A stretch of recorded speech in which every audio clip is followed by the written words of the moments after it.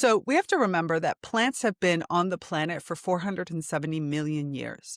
They are, plants in general are our pioneer species, many of them. They're the ones that take barren area and turn it into something. So even just biologically speaking, there is so much we can learn about how a plant steps into a location that has maybe just emerged because maybe there was some kind of movement, seismic movement that created an opening, or in the case of a forest, you had an old growth tree that maybe opened up a light gap, or we're talking about a forest fire that's come through and ravaged an area, right? And so the inner plantness is kind of the exact same thing from ourselves. We evolved from plants. We have that part of us inside.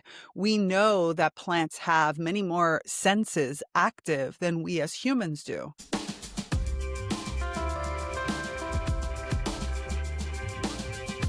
Welcome to Sustainability Transformations podcast, where we explore bold ideas to drive positive change for people, the community, and business. And today's guest is an ecosystems thinker, a multi-passionate mentor, spiritually grounded, nature-led, and empowering. Tigrilla Gardenia is a certified life coach, plant communication expert, and founder of the Naturally Conscious community, helping creative leaders thrive in alignment with nature, purpose, and deep inner wisdom. Tigrilla, your journey from Microsoft to the various other companies is incredible. What sparked your shift from high performance systems to nature inspired leadership? Oh, what a great question. Thank you. First of all, thank you so much for having me here. I'm always excited and passionate to talk about these subjects. So I've gone through a few different journeys, and it's really interesting to always think back, what is the thing that took me from one place to another? And especially when it comes to things like connecting to nature in such a deep way. I mean, I'm a city girl. Like, I grew up in a big city. As my mother loves to always remind me, what are you doing in the middle of nowhere? We're from the city. It's true, we're from an island, to be honest, but fine, the city of an island.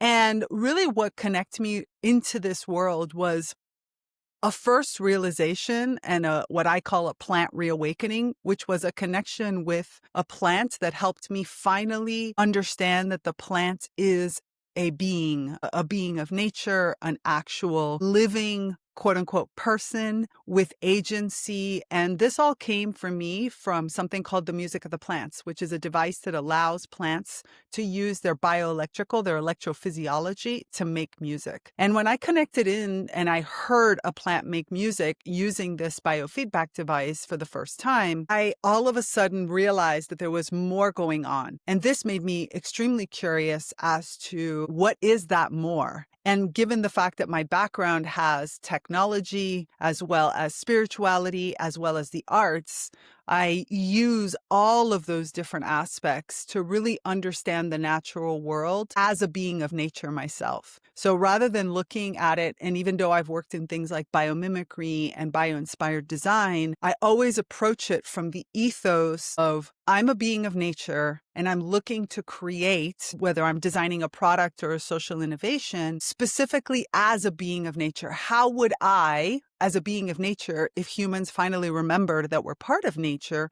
how do I create like an ecosystem? How do I create something that doesn't have to have garbage cans all over the place because the waste is recycled? How do I think about the regeneration? How do I think about what happens throughout the entire cycle, and so that it's in harmony with what's happening rather than thinking of it as something separate? Hopefully that makes sense. Makes perfect sense. You talk about reawakening for inner plantness. What does that mean? And why is it so transformational? Yeah, inner plantness. So we have to remember that plants have been on the planet for 470 million years. They are, plants in general are our pioneer species, many of them. They're the ones that take barren area and turn it into something. So even just biologically speaking, there is so much we can learn about how a plant steps into a location that has maybe just emerged because maybe there was some kind of movement, seismic movement that created an opening, or in the case of a forest, you had an old growth tree that maybe opened up a light gap, or we're talking about a forest fire that's come through and ravaged an area, right? The first species, besides, of course, there are plants and bacteria, there's bacteria and fungi that come in and then come in the plants to start to rehabilitate or create habitable area. And so the inner plantness is kind of the exact same thing from ourselves. We evolved from plants. We have that part of us inside. We know that plants have many more senses active than we as humans do. So if I approach the world like that kind of pioneer species, like the fact that I myself have more senses, and I think about it, and this is probably one of the biggest shifts, is instead of thinking about it from just my animalness, which allows me to run away when I screw up the area or I make a mistake or I have something happening that I don't want to deal with, I just run away from it.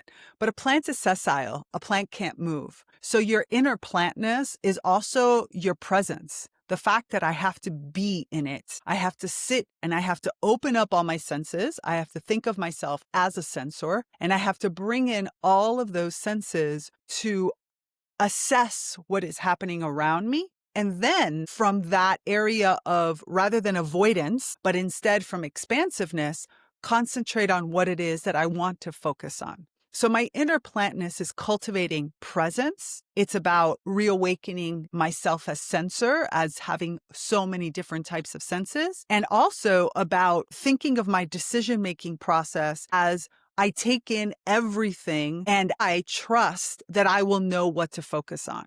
So it's just a different way of approaching it, where if I approach everything from my animalness, which is useful because I am an animal, and which is much more instinctual and it's more movement based, we have to find a way to work with both of them.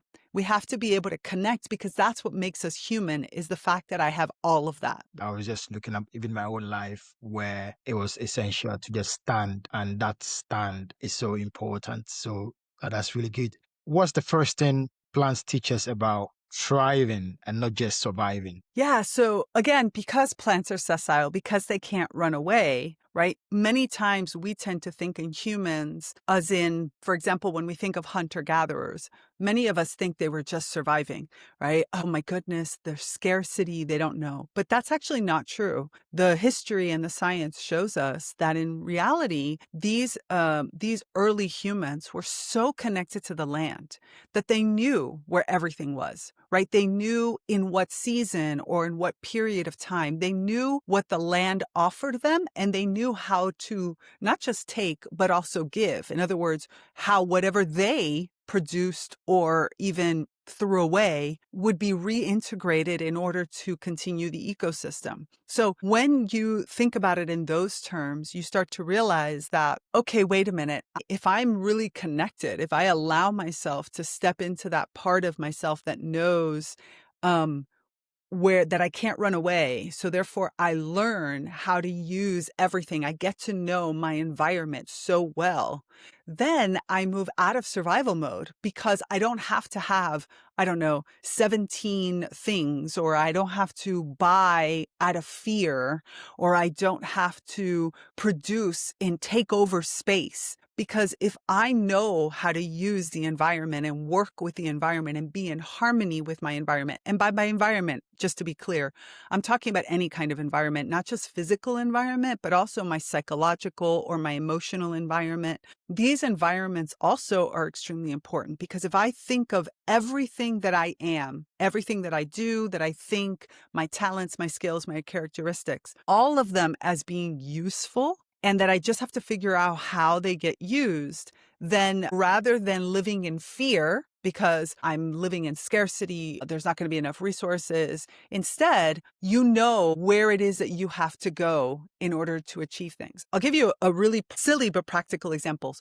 Back when I worked at Microsoft, one of my mentors gave me a book to read, and it was called How to Be a Rock Star at Work. And it was really interesting because the concept of this book is that the true rock star is not the person that knows more than anything. The true rock star is the person with the most amount of connections, The person that knows their environment knows all the people, so that in an emergency, for example, they walk in and they're like, oh my goodness, what's happening? And I don't know, in a modern context, we would say the system went down and blah. Wait a minute, hold on. Let me call so-and-so over in this department because they know how to do this, this, and this.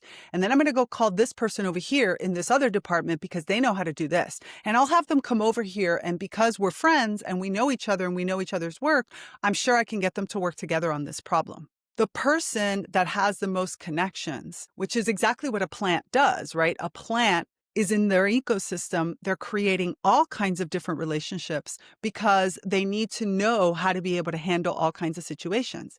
And that's where you move out of the fear. That is what takes you into survival mode, and you move into thriving, because now I know my emergency situations are taken care of. I know my basic functions are going to be working. And then I can dedicate myself to really looking beyond that, to thinking about what is it that I expand into? How do I evolve? How do I grow? I take out of fear mode where I have to hoard and keep and do all these things because I'm afraid. I go out of competition, because competition in the natural world is really just something that you do for a short period of time to gain a slight advantage, and then you let it go and you keep going off. Really, it is mutualisms, mutually beneficial relationships, and relationships in general that make everything move into the world of thriving. That's good. So how do traditional productivity systems within organizations fail those who are multi-passionate within organizations? Yeah, this is a really great question, because it's something that I think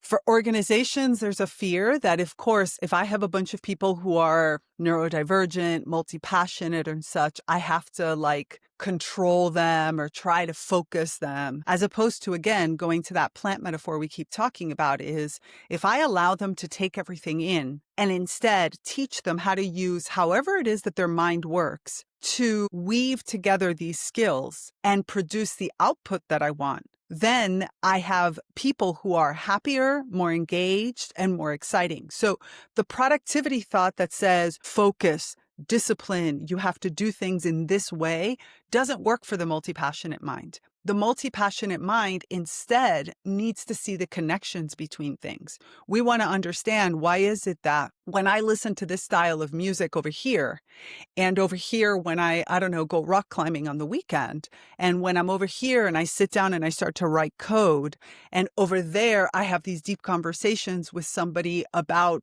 ballet, how is it that all of these things instead form a ecosystem for myself that allows me to understand that the music produces mathematical functions in my mind that help with my coding, and that the ballet shows me that my coding needs to be graceful and it needs to flow into something. So rather than thinking about it as separate processes, it actually flows. And then the rock climbing shows me how my coding needs to have this ability to persevere and set safety mechanisms in order to ensure that there's just the right amount of redundancy to not be weighted down, because of course, if I'm rock climbing, I don't want that, but I need to be safe and secure, right? So the multi-passionate mind actually uses all these somewhat separate things to instead really connect them together. And if instead the employer, or if the company or the group, encourage them to explore why they do these things, what do they get out of it, then they will naturally want to apply it to the work they're doing. So it's not about focus. It's about finding the connections and then understanding how to apply those connections. And that is what, again, instead of going into scarcity mode, which discipline for a multi-passionate mind is scarcity. I'm either going to get bored, because if I have to do one thing, I can't do it. I'm going to get bored, and I'm going to get frustrated because my mind doesn't work that way. My mind naturally jumps from one thing to the other. And it's more important that if I understand that each one of them has a purpose and has something that it's helping me understand, then I will apply whatever I learned in one into the other. That's impressive connection from the various activities. So looking at the plant model for sustainable growth, how does the plant teach us about creative expression or flow-based success? mechanisms. Yeah, it's very connected to what I was just saying, because when you're looking at it, if you start to build a business, for example, a department or even a company from the perspective of an ecosystem, right? So I think about it as, how do I create an ecosystem model? First of all, it's transdisciplinary, right? I know that I have to have different people who do different things, or different sections that do different things. And I think much more about, how do these weave into one another? So I don't think of them as separate, but I think about them as, how is it that they flow? So for example, when I look at an ecosystem, I might have two ecosystems standing right next to one another. I don't know, the ocean and then the beach, right? But there's an ecotone in the middle, which is the area where these two overlap and you flow from one to the other. And this helps us better understand what is going to be the flow between these two. How do I do this? Especially because ecotones tend to be areas of high innovation and high experimentation, which means I should never think that the area that overlaps between two sections, whether they be two roles or two whole departments or two whole industries, the overlap can never be a point of stability. If you try to stabilize that, it's always going to be a failure, because that's not the place where stability comes from. That's the place where mutations, experimentations, new ideas, and creativity come from. So when we start to look at how ecosystems, which of course, are the world's growing, environments, it's how the world has created itself, then I start to understand that if I build things based on those models, if I look at it in those, when am I supposed to stabilize? When instead do I allow lots of mistakes and changes and growing and experimenting and things like that? So I start to see how different parts of whether we're talking about a business or otherwise, how is it that they are supposed to run and I don't apply the wrong criteria or success criteria to each one of them? And I think that this is a big place where we make mistakes. We start to think that everything is supposed to have this model, but that's not how the natural world works. And partnerships take a time. They have periods of deep experimentation. And also, there are some kinds of relationships in nature that are temporary and some that are more long term. And that's another part that we as human beings don't think about. For example, competition, as I said earlier, can never be long term. Because when you do long-term competition in the natural world, somebody dies. It's in your energy, it takes out all your energy to compete. So if you build, for example, two teams or two, companies that are always competing, you're always going to go into burnout. You're always going to be exhausted. I remember that when I worked at Microsoft at the time, Bill Gates was really, really great at this, because he would task two teams with the same project, but first he wouldn't tell them so that they wouldn't have competition at the beginning. He would let them innovate. Then when they reached a certain amount of stability, or if that innovation would start to stale out, he would then tell each other that they existed. Then they would compete for a while, and that would bring out another flurry of new innovation. And then when when he started to see the emergence of whatever it was that he needed, he would merge the teams and find what was the best combination of it. And it was a mechanism. I mean, he used it several times, and it was a really interesting mechanism. Sometimes it worked really great. Sometimes he wasn't great at the integration part, which is a big problem a lot of software companies have. But the idea of it very much models something that could work. The competition should be limited to certain periods of time, to certain lengths in order for them to work, and certain areas should never be thought of as stable and other areas should always be stabilized. So looking at it from these different perspectives, like a plant would experience that ecosystem, helps us better understand what does long-term stability, or better said, long-term sustainability and regeneration really look like. I'm curious to know, aren't humans in workplace or people generally competitive? Is it a natural inclination, to want to compete? And how do No. individuals, or maybe, you can share some, light on that, please? Yeah, this is a misnomer, right? This is one of those false realities that we have, which is basically we've been conditioned to believe that the way I get ahead is by competing. When again, if we step back and we look at the natural world, there's some really, really great articles out there. I remember that Jana Baumeister from Biomimicry 3.8 wrote a great article about this. And and also Janine Benyus from Biomimicry 3.8 has talked about this subject. But if you look at the natural world, again, competition is not our natural state. If you look at children, competition is not our natural state, right? Sure, we might have moments, but it's not an inclination that's born into us that we always have to be competitive. It's actually the way our society teaches us. Our society teaches us that I have to be better, but that if I'm not better than somebody else, I'm worse. So you don't ever want to be labeled as worse. And so that's why you get into a competition. We think about it in so many different ways rather than looking at competition in limited places where it can be used to boost performance or to boost or have a new transformation occur. And then they have to work together to stabilize that, to create the foundation upon which you land new things. So really the natural world works more on cycles, right? Whether we're talking about, yearly cycles around the sun, or whether we're talking about monthly cycles, or whether we're talking about the seasons, all of it is based on cycles. And the cycles include rest, because there are periods where all species rest. Nobody blooms forever. Right? There are periods of rest. Some have wider dormancy. Like if I'm an annual, right, and I'm going into a bulb, I spend the long part of my life in a bulb, right? So we have this, and then maybe there's a little bit of competition at some point, but then there is this period of, okay, I've now bloomed. I'm now who I'm supposed to be. I'm going to get everything I need here, right? Sun, nutrients, everything.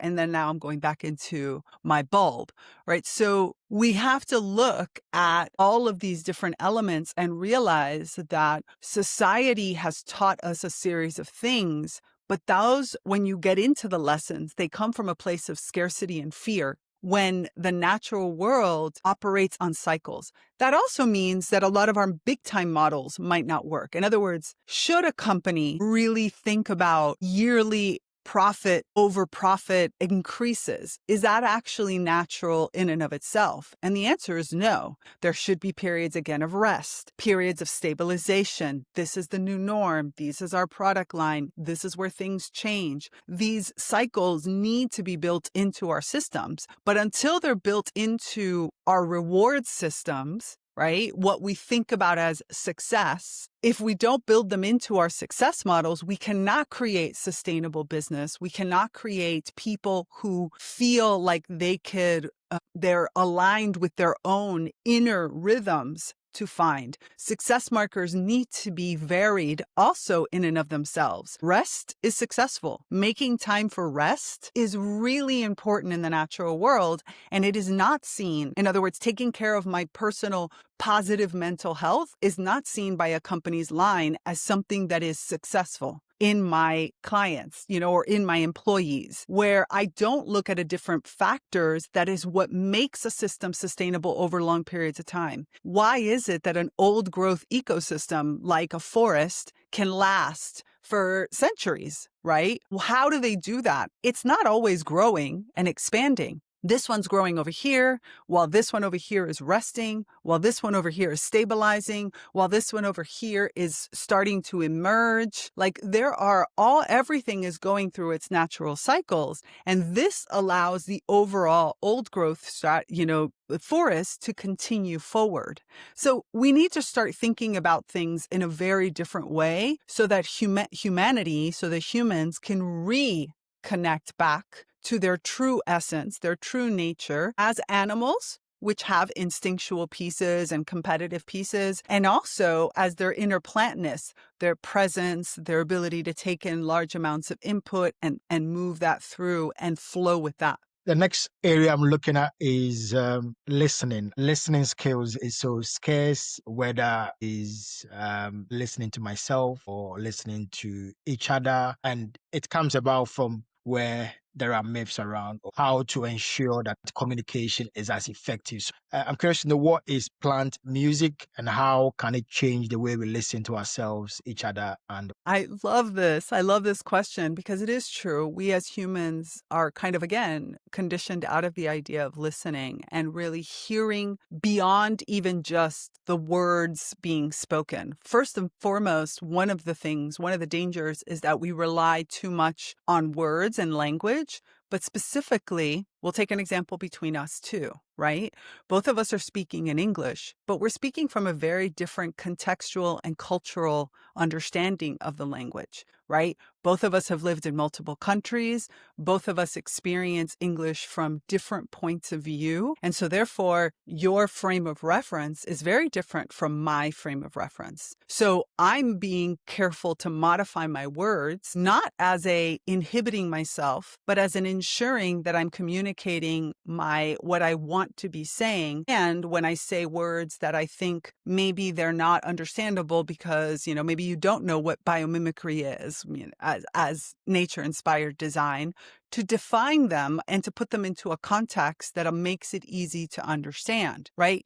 But not just that. My words also have inflections and rhythms and ways that I'm speaking and that change the context and that, again, are very culturally significant, right? For some cultures, a high pitch means something different than a low pitch. A pause could have a very specific meaning to it rather than longer phrases. In essence, language is a musicality. It has tone and pitch and frequency and all these elements. So the music of the plants is, as I said earlier, a device. It's a musical instrument for plants. Using the electrophysiology of a plant, the biofeedback system that the plant has, and it measures the impedance between the leaf and the root system. And this allows then the plants to make music. The interesting part is that this music is very different from human music because, again, human music is conditioned, right? We hear rock and roll and we like it, and so we imitate it, and we continuously are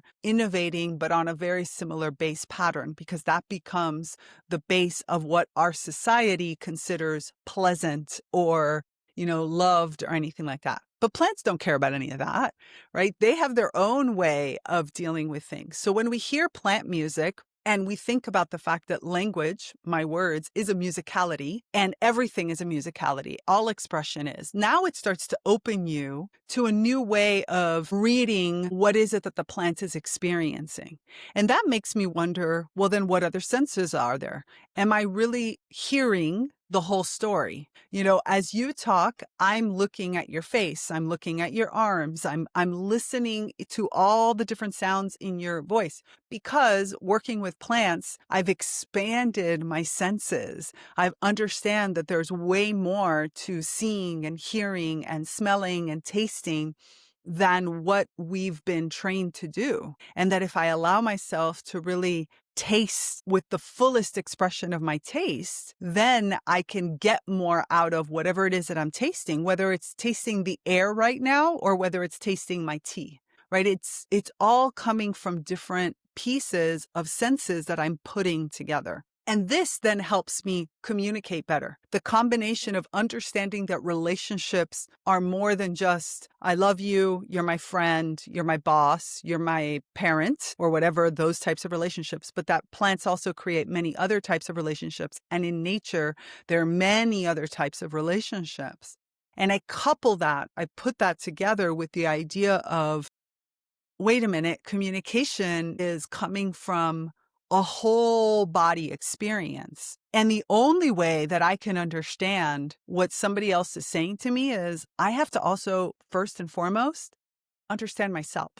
As you said, I have to be able to listen to myself, which means hearing when my body screams no at something, or understanding that pinch that I just felt was really meant because it came from something that was giving me an indication. I have to listen not just to my thoughts, thinking about the conversation running in my head, but to how my body interprets things. Because there's, many thought processes that say that we really have three different minds. We have the brain mind, the logical mind, right? We have the heart mind, the emotional mind, and we have the gut mind, right? The instinctual response mind. And there are even scientific studies that start to show us that the way that the bacteria and the way that the organisms that experience that live within my body, maybe not always physically within the areas I'm thinking of, but that they live within my body, actually have response mechanisms and shoot off chemical signatures as well as electrical signatures. But we're not taught to listen to them. So how can I interpret what you're saying to me if I don't even know what I'm saying to me?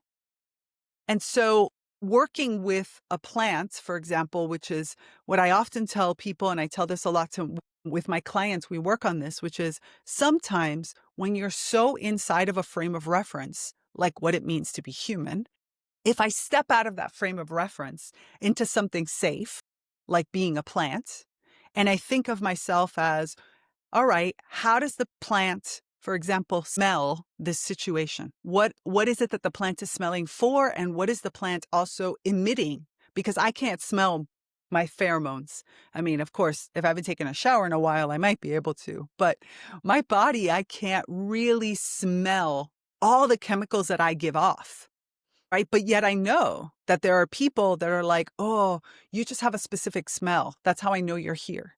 So, okay, if I step out into and I think of myself kind of in my plantness, I'm present, I can't run away.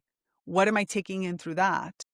Then I can start to expand. And then when I come back into my human model, I'm not as judgmental. I'm not as conditioned because I've been able to experience it from a different point of view.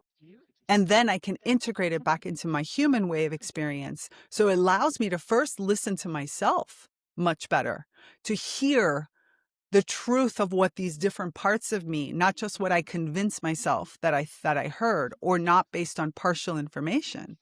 And then I can share with you, and I can hear, not only can I express myself better, regardless of whether or not I ever work on words, but my whole body will be expressing and sharing with you. And I'm able to hear you more completely because I'm going to be hearing you with my entire body rather than just one part that has learned that this word means this thing and this word that means this thing, which might not even be the same word that you were taught. So I'm not as fearful also of asking for clarification. I'm not as fearful of saying, I think I heard you say this, but is this really what you meant? I'm not as scared to get into a conversation because I'm very comfortable with the idea that we all hear differently. And the only way to get clarity is if you and I kind of communicate across that. And so I'm much more open to hearing different ideas, different thoughts, and it starts to literally make it easier for me to have a true full picture of something rather than a limited scope that our words can say. That was a very long answer. Hopefully it made sense. Yeah, it shows how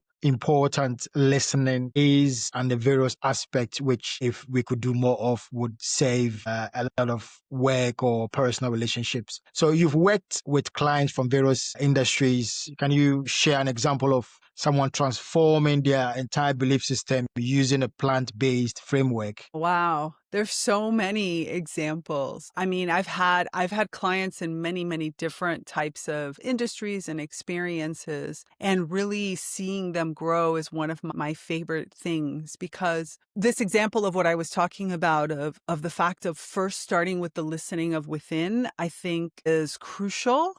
And it's a work that goes hand in hand also with realizing that the norms and conditions that we've been taught are not always conducive to where we want to get in life. So, for example, I've had clients that have had full careers, even successful careers, but then now when their career is over and they're trying to move into another stage of life, have realized that where their career, they were able to kind of only have that one piece. It was because if they try to follow that same model that worked for them into the next stage of life, it doesn't work. And it's because when, again, looking at it from kind of an ecosystem perspective, we have different levels of succession, right? An early succession, which means I'm a newly being formed ecosystem, has a series of different characteristics and different ways of expressing and goals. But then when I get into the next level, like a next level ecosystem, I now have different expectations. So by using kind of the models that nature provides to us, thinking about it almost like a biomimemic sense, we first understand the deep patterns. So, for example, one of my clients who, like I said, had this wonderful, really great, successful career, was very focused, and she tried to apply that same logic to what came next. And it was really funny because her job was very technical. It was very high stress. It was something she was very good at because she was able to compartmentalize. And so it was an emergency management type of situation.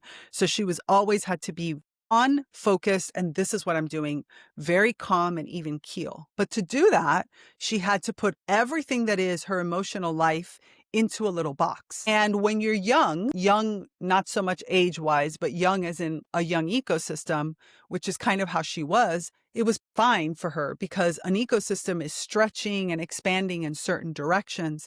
There's lots of movement happening, but it's a focus type movement. When she moved into a later stage in life after she retired, she tried to apply the same logic, and she came to me because she's like, this isn't working. Like, I don't even know who I am anymore. And so we evaluated how her life, how her ecosystem life had moved and what stage of succession was that life in. And then we looked at the characteristics that kind of life has. And it was funny because this is a person who, like I said, very determined, very focused. Everybody would kind of go to her when there's a problem. And then one day we were working on different aspects, and she was realizing that her life now was much more expansive.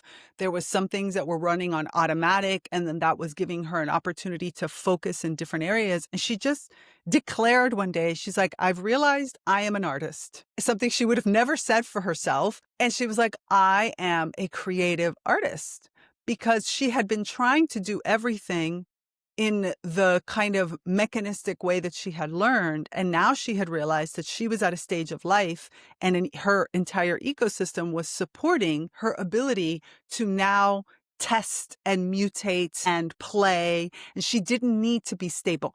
She could be unstable. She could have an amount of instability and exploration that in the earlier stages, she had passed through that when she was very young, and then had moved into the stabilization ecosystem life. And now she was in a place of deep exploration. And that gave her personal permission to really think about her life, not from who have I been, but who am I now? How do I explore that now?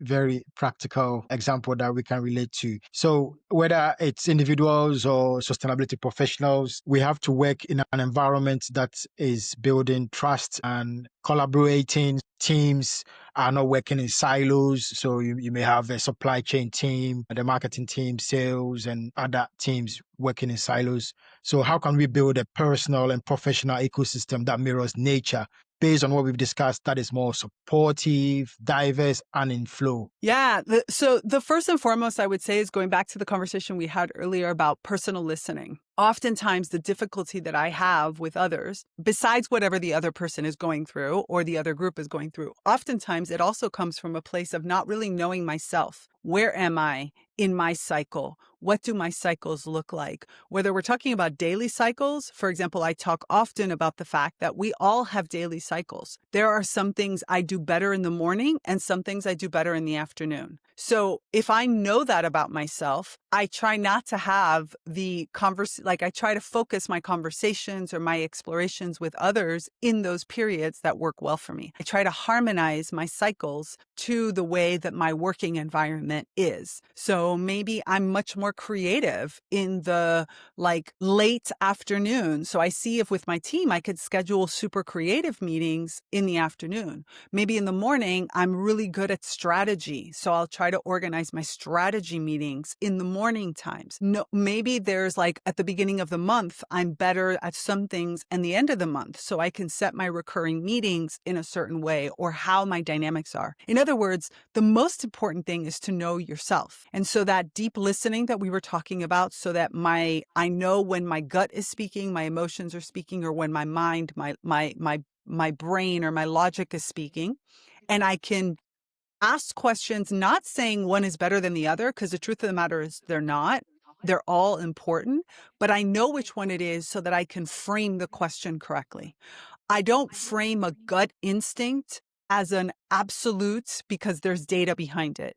I frame it as a gut instinct. Like, I'm getting a sense from what you're saying that we should go there. How can we explore whether that's the right direction? Very different from I'm getting an answer coming from my logical mind that says, here is all the data that says we should go in this direction. Do you agree? Right? Two very slightly different ways of framing the exact same question. And so by knowing ourselves and listening to ourselves, by being able to open all those sensors, and speaking from the place that says, oh, this is really where this is coming from, so I feel much more comfortable expressing it from there. I don't have to tell everybody my process, but I know where I am. It avoids us getting defensive. It avoids us trying to defend our position. It makes it easier for me to hear where the other person is coming from, even if they themselves don't know, because I've now worked on it so much in myself that I can hear it. This person is saying a definitive, but in reality, it's a gut instinct. Okay, I get it. So let me work on it. Let me answer them in this way rather than getting, I don't know, upset that their words are based on nothing. Maybe they have an intuition. So I can ask them, hey, you're saying we should take this direction. Can you help me understand how you got there? And now the person might say, I don't know. We just need to get there. Great. Can we put some testing in place to see whether or not that is the right direction? As opposed to the person saying, well, here's all my data that I have. So you start to get like your personal ecosystem is less defensive. You don't have to like be able to know everything because you've now understood how I can interact with these other people. And therefore, I build my teams out to better do this. I can take in more diversity. There's all the different things that cascade from there. That's great. So, what is your final thoughts for listeners on how to deliver a plant-based practice or reconnect with their nature or natural intelligence? As a final thought, please. Final thought is start from wherever you are. If you're somebody who's always in an office and you have a house plant or, a plant that's sitting an office plant in your house, just sit and take some time with that plant. Even if you don't want to believe in plant communication, just totally fine. Sit in observation, right? Open yourself to the idea that by looking at this plant at 360 degrees, by closing my eyes and maybe taking a deep breath and feeling the oxygen that this plant gives out, by also being able to just touch the plant, there are things that I can learn. Even if I just want to go down the path of being with plants and spending a lot of time with nature and in nature lowers my cortisol levels, so it makes me less stressed out. That is one aspect of what makes me more open to being able to truly hear myself. But another piece of this is that nature inspires in us awe and wonder. And that curiosity is the core of being able to get anywhere. So curiosity for myself, where did that come from? Why did I speak that way? Where is that thought? How do I work with that? And curiosity for others will naturally lower defenses and make us more open to exploration. That's great. Huge thank you to Tigrilla for your time, also the incredible insights that you shared, open our understanding around how to tap into nature so that it's more supportive. We can move from force to flow and tap into our natural intelligence. So if listeners want to find more of your work, where can they find you, Tigrilla? Yeah, I'm pretty easy to find. Luckily, having an unusual name, everything is under my name. So my website is just tigrillagardenia.com. And all of my social, whether you're talking about LinkedIn or YouTube, Facebook, Instagram, is all at Tigrilla Gardenia. Great. Thank you so much. Thank you.